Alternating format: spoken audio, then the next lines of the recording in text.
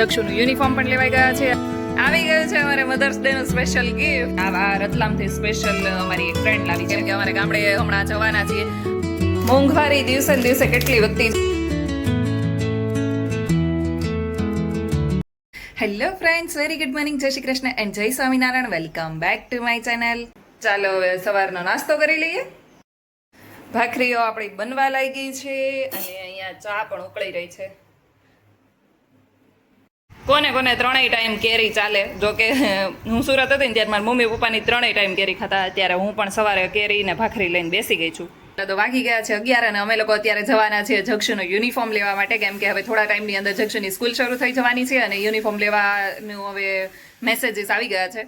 તો આપણે આજે અત્યારે યુનિફોર્મ લઈ આવીએ.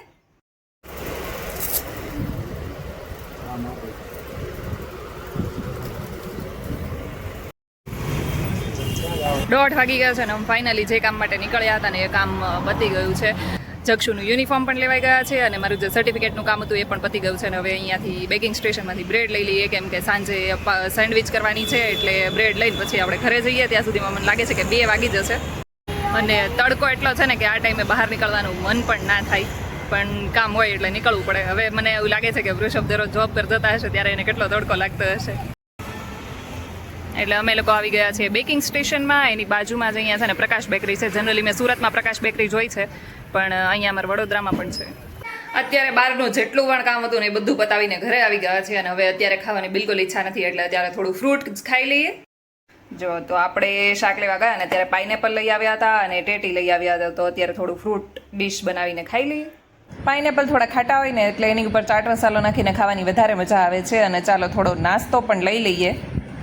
રતલામથી આવી ગઈ છે અમારા ઘરે રતલામી સેવ. જનરલી બાલાજીની રતલામી સેવ ખાતા હોઈએ છે, પણ આ રતલામથી સ્પેશિયલ અમારી એક ફ્રેન્ડ લાવી છે.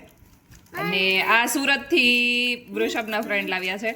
કુંભણિયા ગાંઠિયા તમે ક્યારેય જોયા છે? જો આ કુંભણિયા ગાંઠિયા છે, ખાઈએ ને તો સેમ એના જેવો ટેસ્ટ આવે છે. ફૂલ મેથી નાખીને બનાવવામાં આવ્યા છે.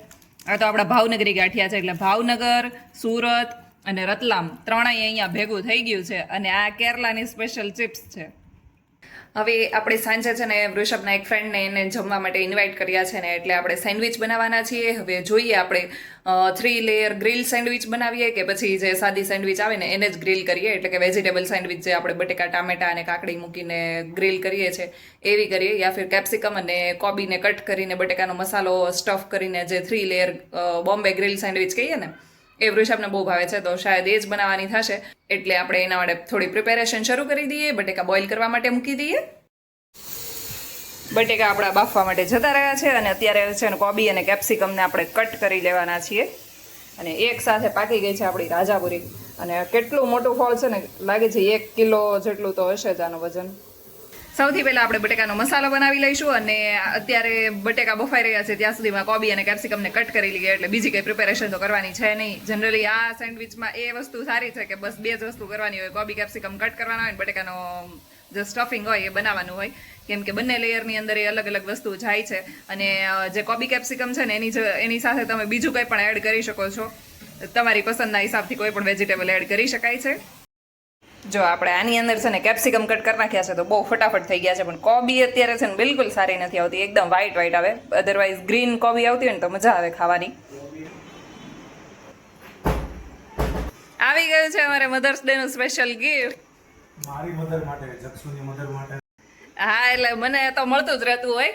અમે મારા સાસુ એટલે કે મમ્મી માટે મંગાવ્યું છે ગિફ્ટ. ગિફ્ટમાં શું હશે તમને આઈડિયા આવ્યો હોય તો કમેન્ટ કરીને જણાવજો.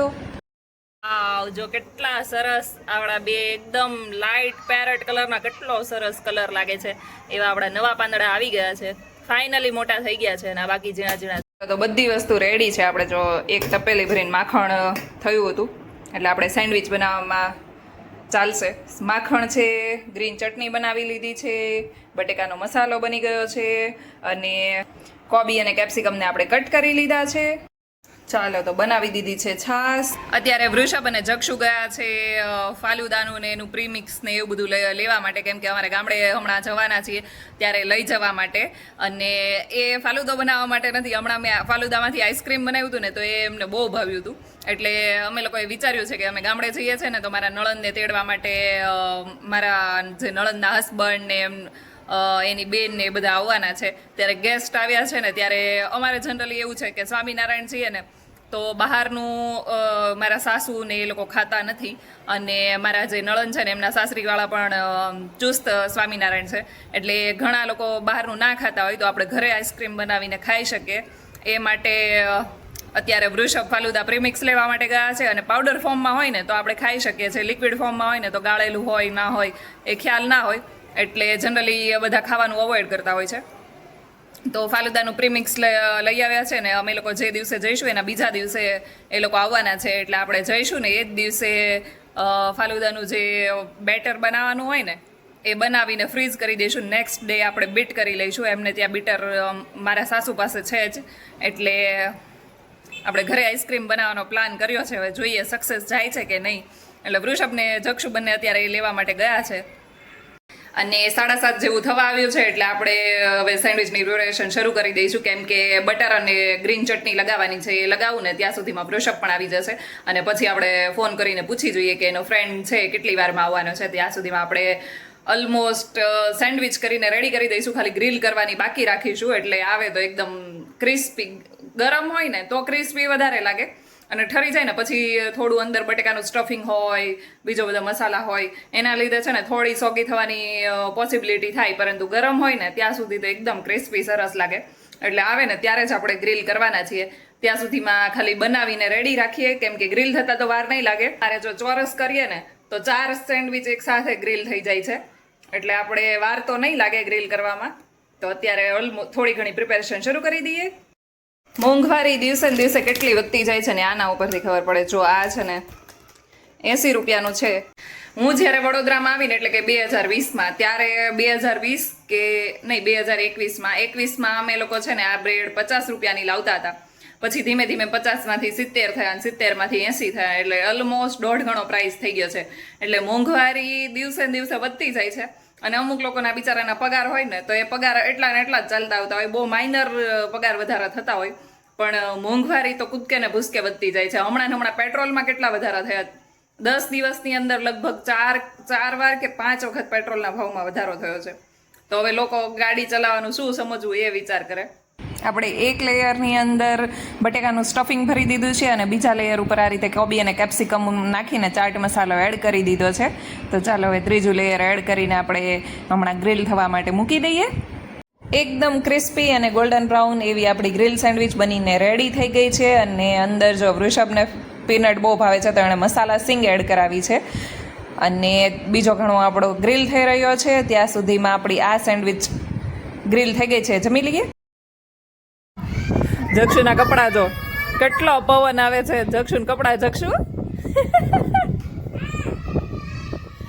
આજ માટે બસ આટલું જ. કાલે મળીએ ફરી એક નવા બ્લોગની સાથે. ત્યાં સુધી ગુડ નાઇટ, જય શ્રી કૃષ્ણ એન્ડ જય સ્વામિનારાયણ. મારી ચેનલ ઉપર નવા હોય તો